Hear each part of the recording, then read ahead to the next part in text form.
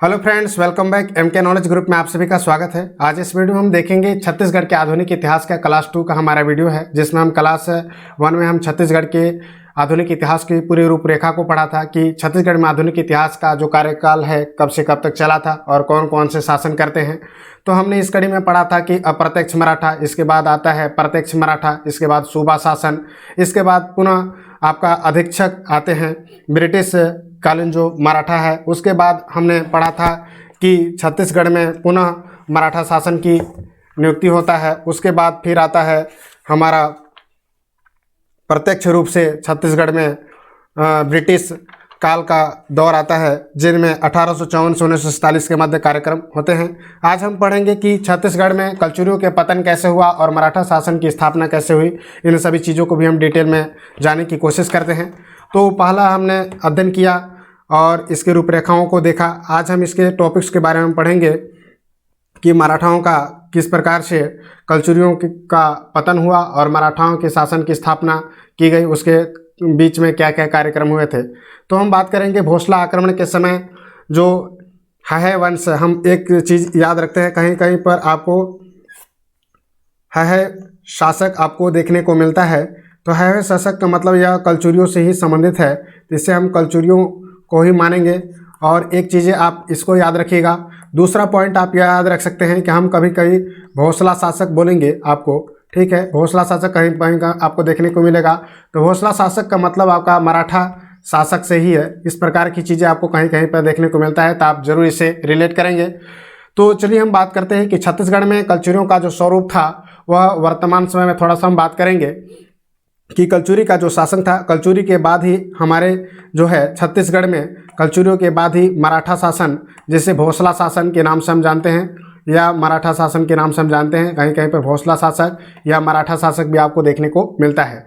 तो जब हमारा छत्तीसगढ़ की बात करेंगे 1741 के दौरान जब हमारा छत्तीसगढ़ में कलचुरियों का शासन था, उस समय छत्तीसगढ़ का जो था केंद्र में जो था कलचुरियों का शासन था और चरित्रवान नेतृत्व की उपस्थिति भी थी और इसमें नियंत्रण भी था। और आरंभ में जो है शासक का मतलब जो आरंभ में जो था, आरंभिक अगर हम बात करते हैं तो आरंभिक में है शासक का मतलब यानी कलचुरी का जो शासक था वह क्या था, योग्य थे। यह जो शासक क्या थे, योग्य शासक के रूप में हम इसे जानते थे और कुशल शासक थे प्रारंभ में और अच्छे से शासन किया करते थे। किंतु यहाँ पर आपको देखने को मिलेगा कि जब से 19वीं शताब्दी का समय स्टार्ट होता है, ठीक है, 19वीं शताब्दी आपको याद रखना होगा। मेंस में भी इस प्रकार की चीज़ें आप लिख सकते हैं। 19वीं शताब्दी के प्रथम तक, ठीक है, प्रथमार्थ तक उनका गौरव विलुप्त हो चुका था। इस समय शासक नाम मात्र के थे, ठीक है, और इसके बाद उनमें योग्यता और दृढ़ता आत्मबल जो रहना चाहिए था वो इस प्रकार का नहीं था। और इसमें हम बात करते हैं कि इस समय रतनपुर और रायपुर शाखा, तो इस समय जो था एक आपका जो था कलचुरियों का रतनपुर शाखा, दो शाखाएं आपको याद रखना है, पहला रतनपुर शाखा और दूसरा आपको रायपुर शाखा को याद रखना है। दो शाखाएं थी कलचुरियों का।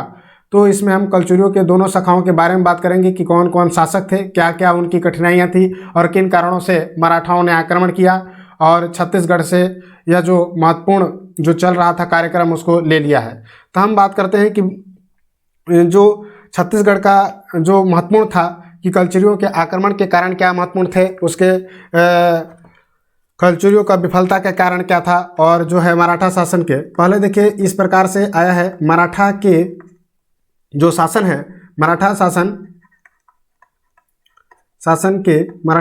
के स्थापना, ठीक है, इसमें हम बात करेंगे छत्तीसगढ़ में। और इसका दूसरा पार्ट हम बात करेंगे कि कलचुरी, इसमें मेंस में लिखने के लिए आता है कलचुरियों के पतन के कारण, कलचुरियों के पतन के कारण क्या थे और इन कारणों को भी आपको बताना होता है। मेंस में इस प्रकार से पूछा गया है। और मराठा की स्थापना, छत्तीसगढ़ में मराठा की स्थापना के क्या कारण थे, तो थोड़ा सा हम धैर्य बनाकर चलेंगे। इस अध्याय में हम लगभग 1 घंटा तक आपको इसमें पढ़ने को मिलेगा, तो आप वीडियो का अंत तक बने रहिएगा। नए हैं तो प्लीज़ लाइक शेयर सब्सक्राइब करेंगे। तो कलचुरियों के पतन के कारण क्या थे इसके हम बात करेंगे। तो पहला यहाँ पर फैक्ट निकल कर आता है कलचुरी राज्य में शक्ति का विभाजन। याद रखिएगा, कलचुरी जो है राज है, यानी कि है शासक जिसे हम कहते हैं, कलचुरी राज्य में शक्ति का विभाजन। पहला जो है कि कलचुरियों का जो पतन का महत्वपूर्ण कारण क्या था, इस कारण में जो है निम्नलिखित कारण है। पहला है कलचुरी राज में शक्ति का विभाजन, आप लोग याद रखेंगे। अब इस विभाजन को हम देखेंगे कि क्या था, इसमें महत्वपूर्ण जो फैक्ट क्या हो सकता है। तो इसमें हम जान सकते हैं कि छत्तीसगढ़ में मराठा की स्थापना का जो आधारभूत कलचुरी राजवंश की शक्ति में विभाजन होना था, क्योंकि इसमें देखिए रतनपुर कलचुरी शासक जो थे सिंघड़, ठीक है, इसमें आपको याद रखना है सिंघड़ एक शासक थे। यह कहाँ के सिंघड़ जो थे आपका रतनपुर के शासक, ठीक है, रतनपुर के जो शासक सिंघड़ थे, इनके शासनकाल में, ठीक है, इनके जो शासनकाल है,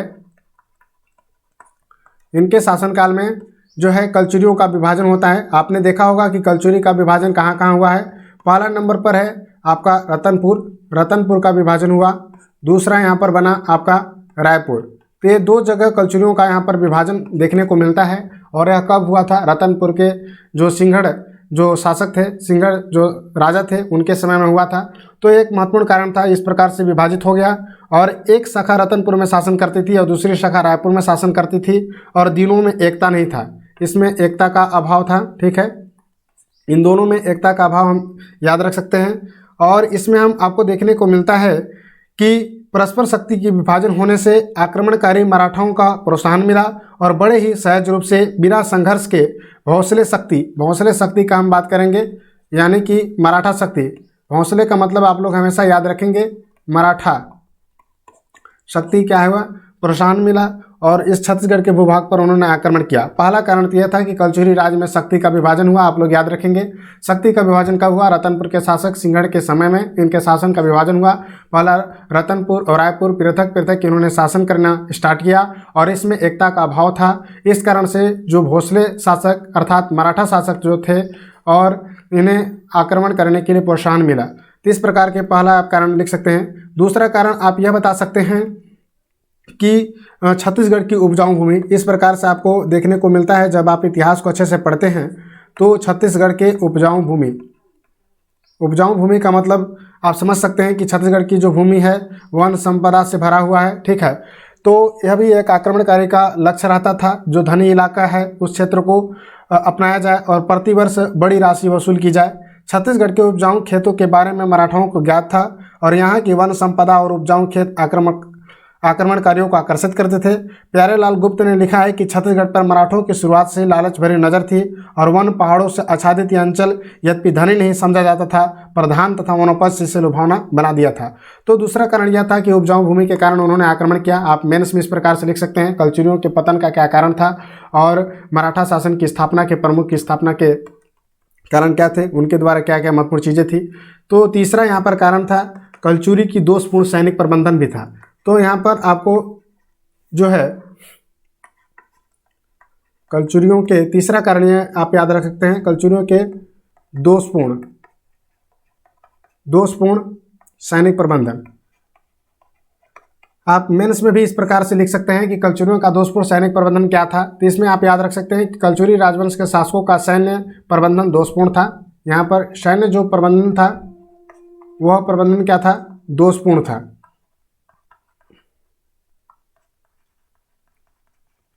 सैन्य प्रबंधन दोषपूर्ण था। राज्य के पास स्थायी व नियमित सेना थी पर वह पर्याप्त नहीं थी। जब भी कलचुरी शासकों को अधिक बल की आवश्यकता होती थी तो उसकी पूर्ति मांडेलिकों द्वारा की जाती थी। यही इस राजवंश के शासकों का कमजोर पक्ष था। जब तक जागीरदारों पर नियंत्रण रहा तब तक कुछ गड़बड़ी नहीं हुई, परंतु जब ही राज्यों जागीरदारों में से किसी ने अपनी सत्ता दृढ़ रूप से जमा ली, त्यों ही मामला हाथ से बाहर निकल गया और राजा शक्तिहीन हो गया।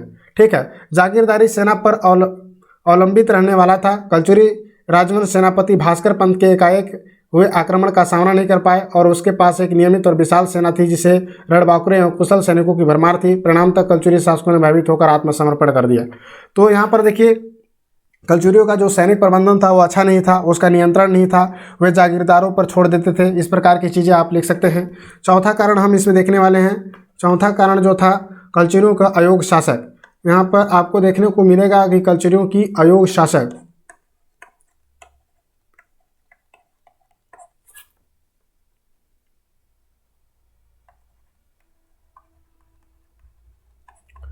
तो कलचुरियों का अयोग्य शासक का मतलब आप समझ सकते हैं कि भोसले आक्रमण के समय रायपुर और रतनपुर के कलचुरी राजवंश की गद्दी पर क्रमशः अमर सिंह और रघुनाथ सिंह पदस्थ थे। ये दोनों शासक अयोग्य और अक्षम साबित हुए। अमर सिंह और राजा रघुनाथ सिंह भोसले सेनापति भास्कर पंत के आक्रमण का सामना नहीं कर पाए। दोनों ही शासक नतमस्तक हो गए। राय बहादुर हीरालाल ने लिखा है कि अंतिम राजा तो इतने बलहीन और आलसी हो गए थे कि शत्रु के आते ही उन्होंने सिर नवा दिया और 1500 वर्ष के स्थायी वंश के अंश को मिट्टी में मिला दिया। इसी प्रकार एक अंग्रेज अफसर ने भी अपने बंदोबस्त रिपोर्ट में यह लिखा था कि हवै शासक जो था नामी नरेशों के अंतिम औसत को हाथ में तलवार लेकर रणभूमि में मर जाना श्रेष्ठ था, न कि बिल्ली के समान दुबक कर प्राण की रक्षा करना। तो इस प्रकार के महत्वपूर्ण जो अयोग्य शासक आए उसके उपरांत इस शासक को कब्जे में लेना एक बहुत ही आसान काम हो गया। तो इस प्रकार के आप याद रख सकते हैं। अब पांचवा कारण यह भी आप लिखा जा सकता है कि मोहन सिंह का षड्यंत्र एवं मराठा प्रभुत्व। तो इसमें आप देख सकते हैं कि मोहन सिंह का षड्यंत्र की बात किया गया है। षड्यंत्र एवं मराठा प्रभुत्व,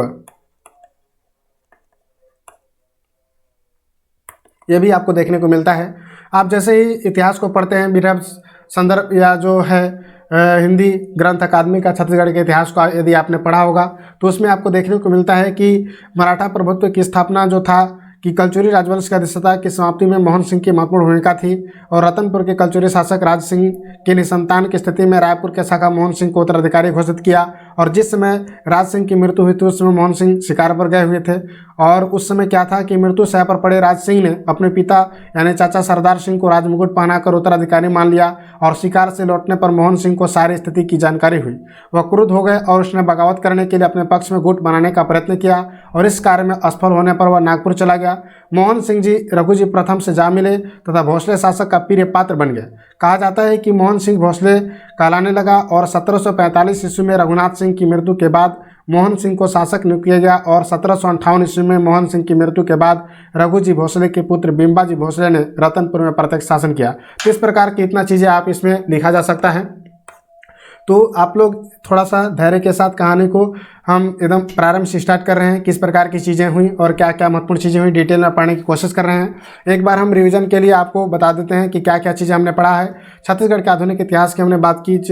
इस प्रकार के भोसला शासक जो थे जिससे हम आयो वंशी यानी कलचुरियों को हराने के लिए क्या क्या कठिन कार्य किए, उन सभी चीज़ों को हम पढ़ेंगे इसमें और आगे।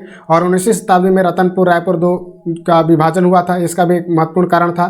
कलचुरी राज्य में शक्ति का विभाजन हुआ, छत्तीसगढ़ की उपजाऊ भूमि होना और कलचुरियों के दोषपूर्ण सैनिक प्रबंधन उनका अच्छा नहीं था, ठीक है, और मोहन सिंह का षड्यंत्र करना, इस प्रकार की चीज़ें हम देखने को मिलता है। जिसके उपरांत ठीक है छत्तीसगढ़ में भोसला का आक्रमण होता है। अब हम इसमें पढ़ने वाले हैं भोसला आक्रमण को कि किस प्रकार से यहाँ पर देखने को मिलता है। भोसला आक्रमण,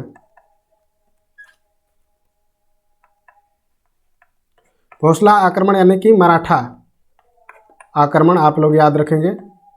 भोसला आक्रमण यानी मराठा आक्रमण। और मराठा आक्रमण कहाँ से आक्रमण करेंगे तो यह नागपुर, याद रखेंगे, नागपुर महाराष्ट्र।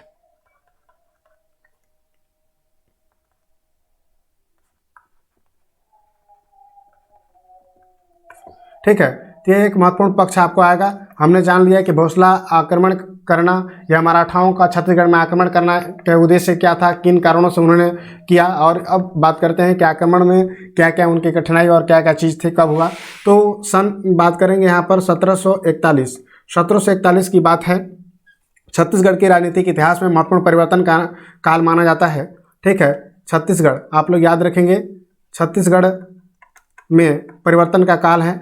इस समय जो है कि छत्तीसगढ़ में कलचुरियों का पतन के कगार पर हमें अपनी गलती के कारण ही और वह अत्यंत ही दुर्बल हो गए हैं। ठीक है, और हैवे शासक का लाभ उठाकर यानी कलचुरियों का ये स्थिति का लाभ उठाकर नागपुर के भोसला सेनापति, दूसरा आप याद रखेंगे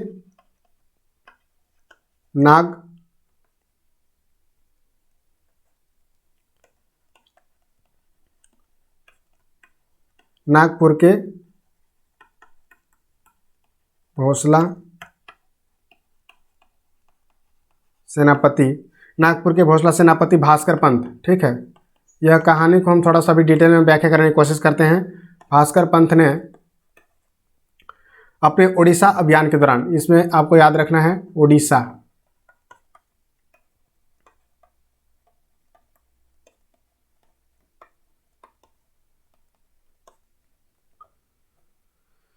ठीक है। भोसला आक्रमण, मराठा आक्रमण जो था नागपुर, जैसे भोसला आक्रमण का मतलब मराठा आक्रमण, मराठा आक्रमण कहाँ से होगा तो नागपुर महाराष्ट्र से होगा। 1741 में छत्तीसगढ़ में जो है कलचुरियों की एकदम दयनीय स्थिति हो गई है और इस समय परिवर्तन के काल माना जा रहा है, क्योंकि इस समय जो शासक है कलचुरी शासक, वे अत्यंत ही दुर्बल हो चुके हैं और इसका लाभ उठाता है भोसला शासक सेनापति भास्कर पंत ने।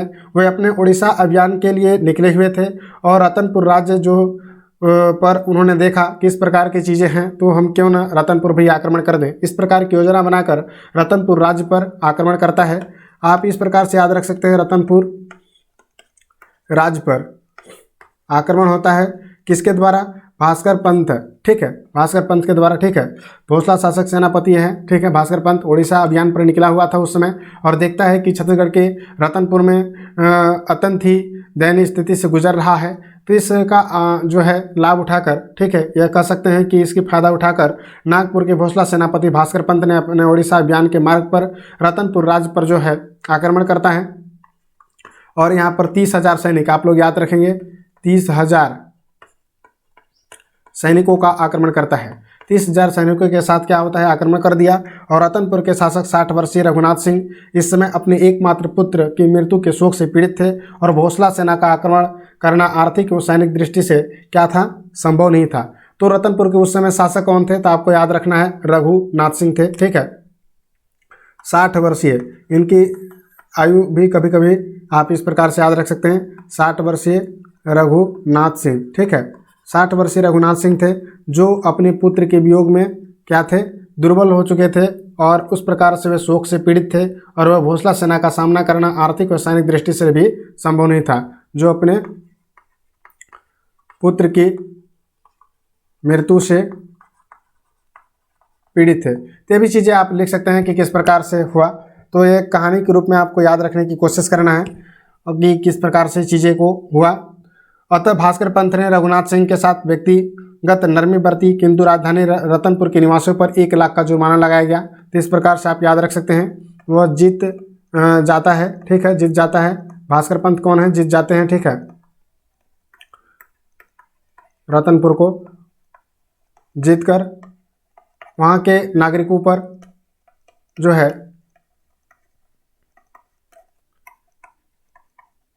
1 लाख का जुर्माना भी लगाया जाता है। तो इस प्रकार के चीज़ें भी आप याद रख सकते हैं, 1 लाख का जुर्माना लगाया गया था। तो ये चीज़ें आप याद रख सकते हैं। इसके अतिरिक्त क्या किया कि भोसला सेनापति के रूप में रघुनाथ सिंह को शासन करने का अधिकार तो दिया, किंतु मराठा हित को ध्यान में रखते हुए कुली नगरी नामक व्यक्ति को दरबार में नियुक्त किया था, ठीक है, याद रखेंगे। उसने क्या होता है, कुली नगीर नामक व्यक्ति को दरबार में नियुक्त किया था। तो ये भी चीज़ें आप याद रख सकते हैं, कुली नगीर नामक व्यक्ति को दरबार में नियुक्त किया था, एक फैक्ट आप याद रख सकते हैं। सन 1745 में रघुनाथ सिंह की मृत्यु हो जाती है। इसके उपरांत अब बात करते हैं 45 में रघुनाथ सिंह की मृत्यु, ठीक है,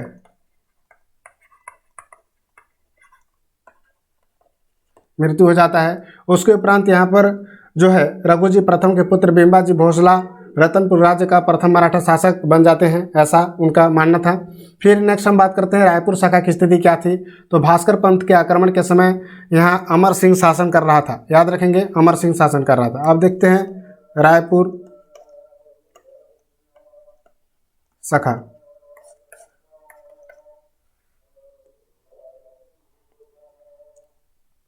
तो रायपुर शाखा के अंतर्गत हमने बात करेंगे कि वहाँ पर अमर सिंह शासन कर रहा था।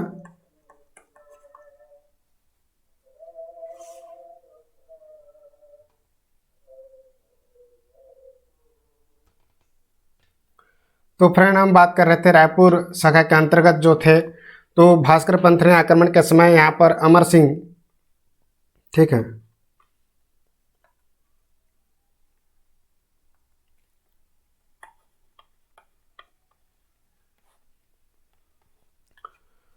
अमर सिंह शासन कर रहे थे। इन्हें मराठाओं के विरुद्ध कोई कार्रवाई नहीं की। अतः भोसलों ने 1750 में, ठीक है, 1750 ईस्वी में से शासन से पृथक कर दिया एवं जीविका हेतु से राजिम, रायपुर और पाटन के परगने में 7,000 रुपये वार्षिक भेंट के वज्र प्रदान किया था। तो अमर जो थे, अमर सिंह को जो है वहाँ से आपको क्या कर दिया जाता है, पृथक कर दिया जाता है। ठीक है, उनको राज्य से हटा दिया जाता है इसका मतलब। और यहाँ पर देखिए राजिम हो गया, पाटन, और एक आता है दुर्ग। ठीक है, राजिम, रायपुर और पाटन। राजिम यहाँ पर पाटन देखिए है, दुर्ग तो पाटन भी है। तो राजिम, रायपुर और पाटन को परगने के रूप में 7,000 वार्षिक भेंट के एवज में प्रदान किया गया। तो उन्हें 7,000 रुपये वार्षिक भेंट के रूप में प्रदान किया गया था, ये भी याद रख सकते हैं। और इसके बाद उनसे जागीर छीन ली अंत।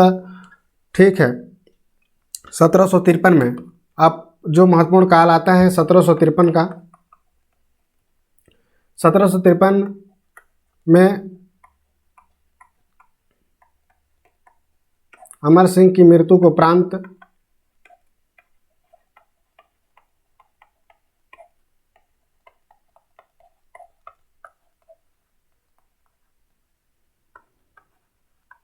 छीन लिया गया।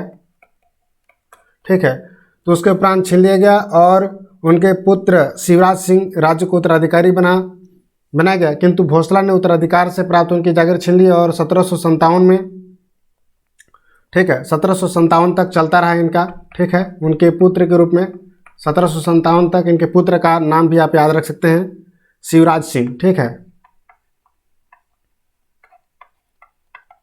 और 1757 में इनसे भी छीन लिया जाता है। इसके उपरांत जो है प्रत्यक्ष शासन व्यवस्था स्थापित किया जाता है। इस प्रकार बड़े ही अपमानजनक ढंग से रतनपुर राज्य से जो है कलचुरी वंश का शासन समाप्त कर दिया जाता है और छत्तीसगढ़ में मराठाओं का आधिपत्य स्थापित हुआ, जो लगभग 100 वर्षों तक चला। इस अवधि में यहाँ की नीतियाँ जो है भोसला मुख्यालय नागपुर से तय होती रही। इस प्रकार की चीज़ें था।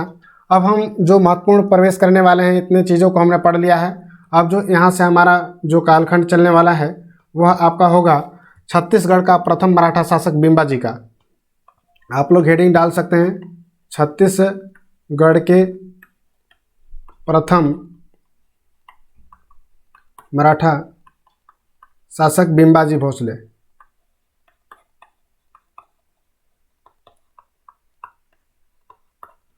ये चीज़ें आप याद रखेंगे। इसके बाद यहाँ से कार्यकाल इनका चलता है।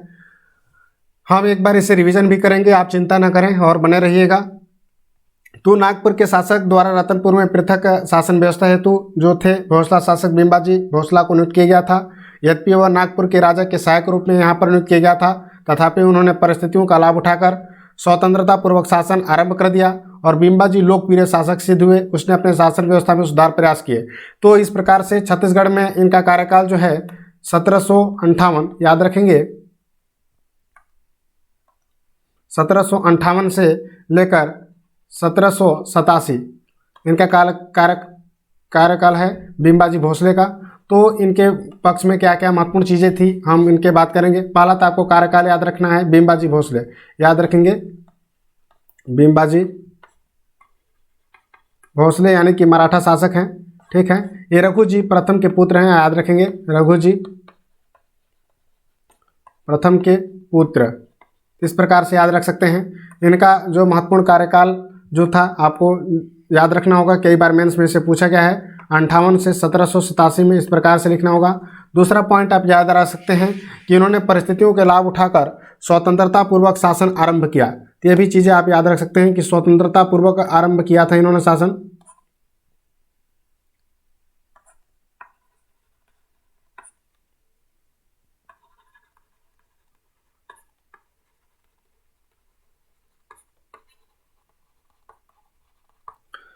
नेक्स्ट यहाँ पर हम बात करेंगे कि बिम्बाजी भोसले जी के बारे में क्या क्या महत्वपूर्ण चीज़ें थी।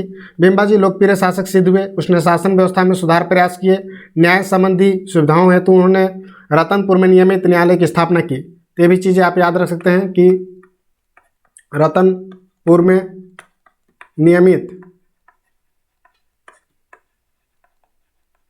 न्यायालय की स्थापना, इनके द्वारा किया गया था। और महत्वपूर्ण चीज़ें क्या की गई थी, और राजस्व की स्थिति को व्यवस्थित किया। उन्होंने राजस्व संबंधी लेखा तैयार करने की मराठा पद्धति को आरंभ किया था। कई बार मेंस में इस प्रकार के पूछा गया है कि बिम्बाजी जो थे उनके शासनकाल के बारे में हमें बताइए क्या क्या महत्वपूर्ण चीज़ें थी। तो आप इस प्रकार से लिख सकते हैं कि वे स्वतंत्रता पूर्वक शासन करने लगे।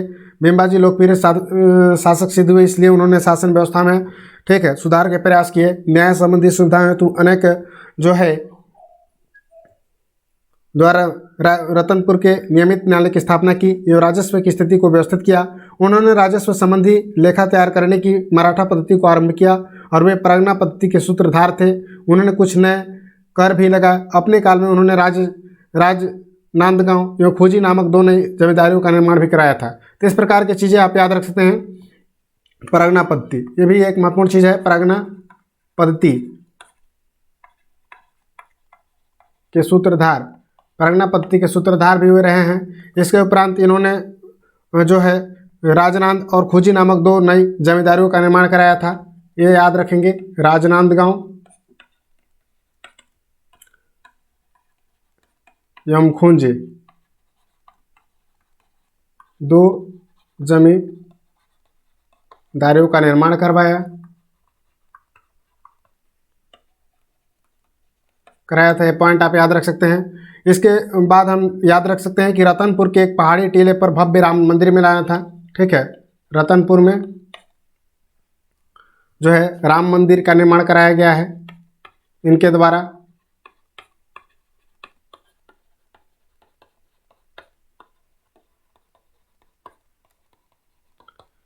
इसके उपरांत आप याद रख सकते हैं कि राम टेकरी के नाम से प्रसिद्ध है यह मंदिर। रतनपुर में इसे राम टेकरी, ठीक है।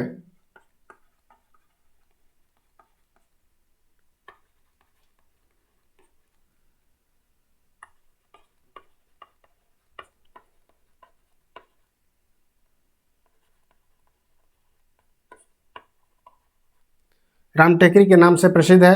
बिम्बाजी द्वारा ही विजयादशमी पर स्वर्ण पत्र देने की प्रथा यहाँ आरंभ की गई थी। ये भी एक पॉइंट है, कई बार एग्जाम में पूछा गया है कि बिम्बाजी द्वारा जो है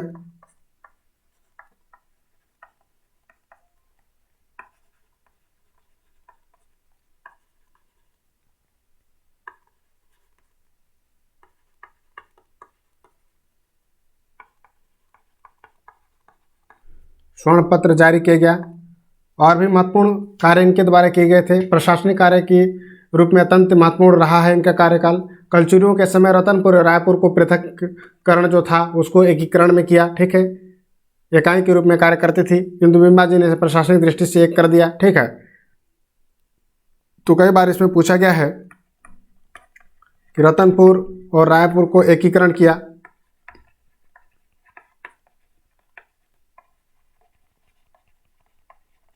एकीकरण भी किया था।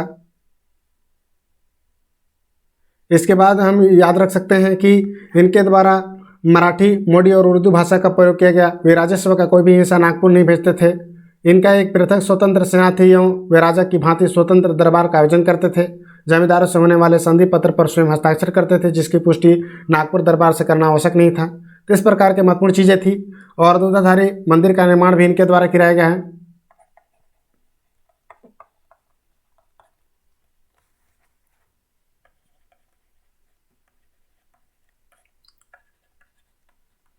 रायपुर प्रसिद्ध दूधाधारी मंदिर का निर्माण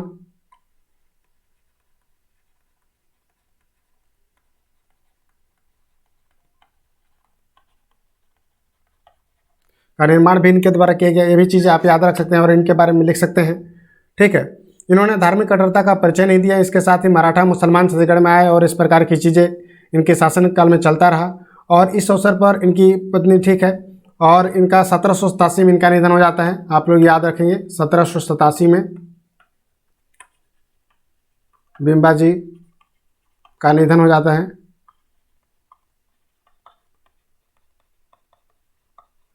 है। ठीक है, और उसके बाद फिर कहा जाता है कि बिम्बाजी की मृत्यु पर रतनपुर की जनता में शोक में डूब गई। यूरोपीय यात्री उस समय कोलब्रुक ने लिखा है कि छत्तीसगढ़ की यात्रा की थी और लिखा कि बिम्बाजी की मृत्यु से छत्तीसगढ़ को सदमा पहुंचा था, क्योंकि उसका शासन जनहितकारी था, वह जनता के शुभचिंतक और उसके प्रति सहानुभूति रखने वाला था।